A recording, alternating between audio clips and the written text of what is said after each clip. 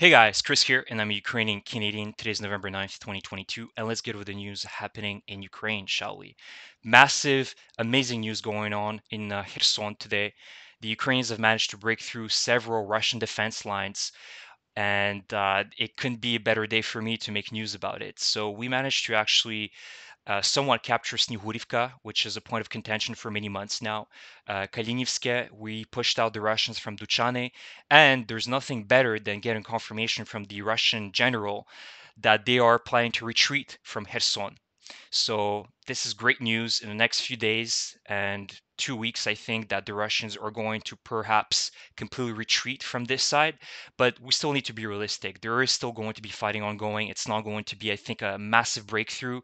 Like tomorrow, we're going to be by Kherson City, and we're going to be in the administrative building. I think far from it, but we're really pushing things very quickly now as we've broken this first line of defense, as you can see here. And we're also pushing the Russians on the southwest side of this side of Kherson. So we're going to be squeezing them on both sides and upwards, and they're going to feel the pressure. And we're already seeing a lot of footage of Russians crossing the river, retreating, and it's only going to get worse in the next few days for them. So you can see that as we push through, we have a direct route leading to Kherson City, and perhaps we're going to divide our forces to push towards Kakhovka and split the Russians in half. Again, we need to be careful. There can be some traps. I still think the Russians are going to put up a fight, especially in Kherson City. But overall, they don't really have an optimistic time frame here. They can't be holding this side for very long. There's about 30 to 40,000 soldiers right now, but they're not the cream of la crème de la crème. So these soldiers are going to eventually fall back into the left side of the Dnipro River around here. So it's very exciting news, and I'm so happy because this was months in the making. We've been looking at this side of the map for so long, and we're so optimistic that Ukraine would be able to push them out, and we proved it. And by the end of the winter, we're going to start phase two, which will be pushing the Russians out of the entirety of Kherson, going to Zaporizhia, and then into Crimea potentially as well, taking back what is ours. So, glory to our Ukrainian fighters, the foreign fighters, and everybody that is involved in this operation. And again, it's about 4,300 square kilometers that could be potentially liberated by us within the next few days, if not a week or two. So that's insane amounts of territory just being liberated.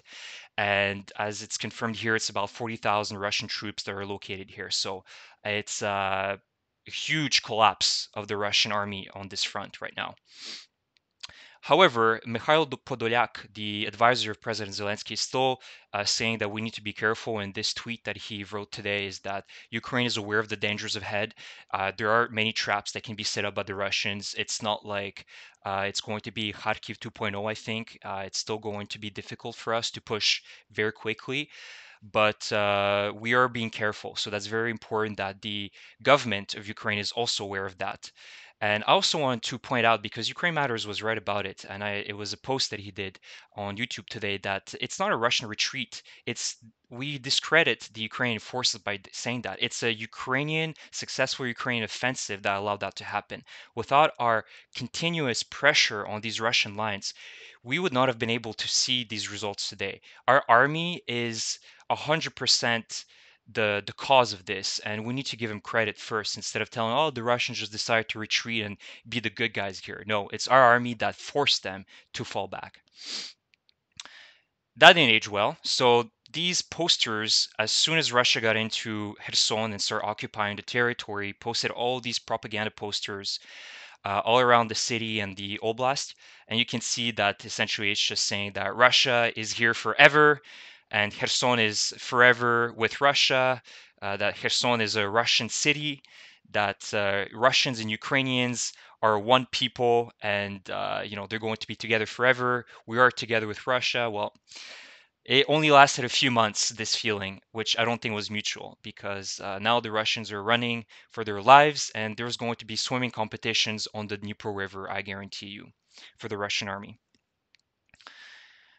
And so now, because of this, Maria Zakharova, which is essentially the press secretary of, the Russian government, is saying that they're open for negotiations with Ukraine, of course, taking into account the realities they're developing at the moment. Oh well, see guys, so it just really takes a force. You need to beat up the bully before they start realizing that maybe we should stop doing what we're doing. And so this is what happening right now with Russia, is that they're getting beat up, they're being embarrassed, and they're thinking now maybe you should start talking about negotiations. And of course, it's just wishful thinking. I think that still to this day, we need to completely defeat the Russian army. This is only step number one. There's many steps to complete yet, but we completely need to destroy the Russian army, put down the government of Russia before any of these negotiations can occur. So it's just interesting to see that the tides are switching in the Kremlin. They're now considering seriously negotiations, but until the Russian army is defeated and the Russian government loses all their levers to continue this war, there's no negotiations, in my opinion. And ending things with another really great positive note. I'm a little bit late to the party, but our second Mriya aircraft, you can see this beautiful aircraft that the Russians have destroyed, the very first one. Once they captured Hostomel back in February and March, they completely annihilated this airplane, this cargo plane, and now we're rebuilding the second one. This is a jewel of Ukraine. It's a pride of Ukraine. And it's a symbol of our willingness to rebuild our country as well. By rebuilding this plane, it's also a message that we're sending out that Ukraine is going to be rebuilt and better than before. And so, even though it has a price tag of 500 million euros, it's still, I think, worth it because it's a symbol of Ukraine's eventual victory over an evil Russian regime. So I'm sure that my friend Denis Davidov is very happy to hear these news as well, if he hasn't heard them yet. So that's awesome. And so if we look again at the map, I just wanted to show you guys that there hasn't been that many developments on this side, on the eastern side, so I'm not going to really cover it much. The Russians are still trying to really push through Bakhmut without any luck. They've thrown everything on this front and they still cannot get through. Just think about that. And we're still going to be pushing towards Svatove. Once we get close to the city, you can see that we have high ground advantage, and we're going to be easily pick off the Russian positions from this side. And hopefully, it's going to be another Russian retreat on this side in the next few weeks as the winter comes. Now, last thing, couple videos, mostly from Kherson. So let's see our heroes capturing. This is the city, if I not mistaken, of Kalinivske. It's the town that is right off Snihurivka. Kalinivske, yes. And there's a video confirmation of our soldiers putting a Ukrainian flag. 9 листопада, один з самих важких днів, але самих гарних закатів. Село Калинівське, Херсонська область. Звільнено. Слава Proud of Україні. these men. Висота зайнята. Герой. 73-й центр ССО. So our heroes are taking the towns, and they deserve all the credit. These are the soldiers that are protecting Ukraine's freedom and democracy. So these are sad Russians crossing the Dnipro River from the right side to the left side of the Dnipro River. So let's take a look at what they have to say. They look very sad.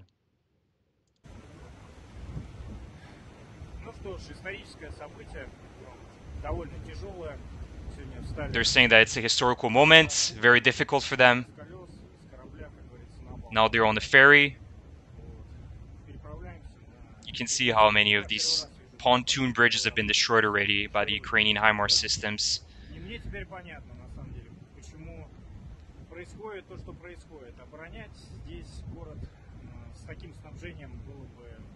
He says that he understands why they're leaving, because defending the city with this amount of pressure by the Ukrainian forces is very difficult, almost impossible.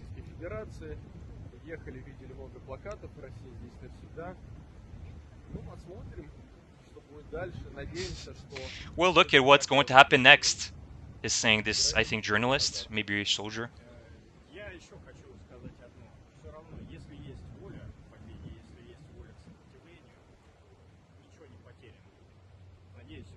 And he says that if there is a will, we'll come back. I am very hopeful about that, but I'm not sure they're going to come back. It's a one-way ticket back to Russia that they've just gotten. So that's it. And the last video, which confirms that these Russians are indeed, at least the confirmation from the general that they are about to retreat, is the general himself admitting this. Surovikin. Apologies if I haven't said his name properly. Товарищ министр обороны, всесторонне оценив сложившуюся ситуацию, And he's addressing the minister Shoigu. So he's addressing him directly, saying that they need to retreat from the right side of Kherson. предлагается занять оборону по левому берегу реки Днепр. He says that we need to start defending the left side of the Dnieper River. В то же время мы сохраним самое главное жизни наших военнослужащих. Most importantly, we will save the lives of our soldiers and our civilians. So here it is, guys. Thank you for watching my video. Excellent news. Let's see what happens in the next few days. I'll follow up with you for sure. Please subscribe if you haven't subscribed yet. Please leave me a comment about what you think about this great historical day today. And please like my video as well. Thank you so much, and Slava Ukraini!